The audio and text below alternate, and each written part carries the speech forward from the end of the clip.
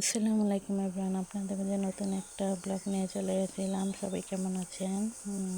কিছুদিন ভিডিও দেওয়া হয় নাই, ফোন নষ্ট ছিল, এই জন্য মেয়েরিমা ঘুম থেকে উঠে আইসক্রিম খাবে, তাই তার দাদা আইসক্রিম এনে দিয়েছে।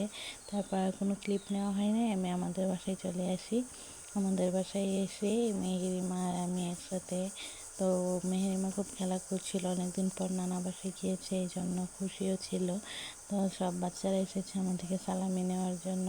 তো বললাম যে সবাই সালাম করো, তাহলে সালামি দেবো। তো সবাই এক করে সালাম করছিল, আর এটা মেহেরিমা দেখে খুবই খুশি হচ্ছিল।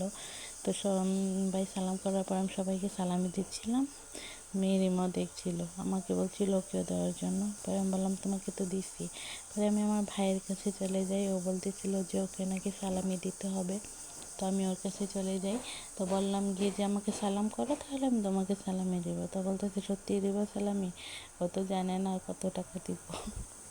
পরে ও বলতেছে ঠিক আছে সালাম করব, সালামি দিব। তো আমি বললাম হ্যাঁ। পরে ওকে যিনি ফোন দিল, আমি আমার বোনের ছেলের কাছে যাই, ও বলতেছে ও সালামি নিবে। বললাম সালাম করো, বলে ও সালাম দিলাম। ঠিক আছে এবার সালাম করো, মাথা উঁচু করে তারপর সালাম করবে। ও পা দিয়ে আমাকে লাথি দিলাম, বললাম তুমি বেয়াদব, তোমাকে সালামি দেওয়া যাবে না। পরে ও আবার সালাম করেছে। তো এবার ভাইয়ের কাছে যাই, ভাই সালাম করার পরে ওকে টাকা দিলাম। তো না, এই টাকাও নেবে না, ওর আরও বেশি টাকা লাগবে। আমি বললাম নতুন 5 টাকা দিছি, তুই তারপরও খুশি না? বলে না, আমার আরও বেশি টাকা লাগবে। আমার বোন বলছিল যে অত টাকাটা দেখি, তো টাকা নিয়ে দেখাচ্ছিল যে বোন 5 টাকা সালামি দিয়েছে।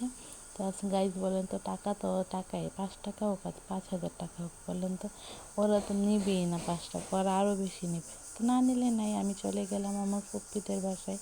মেরিমা বলছিল যে ছাদে উঠবে, ছাদে নিয়ে আমরা দুজনে একটু ক্লিপ নিলাম। তারপরে এই আর কি, আর কিছু ভিডিও নেওয়া হয়নি। সবাই ভালো থাকবেন, আল্লাহ হাফেজ।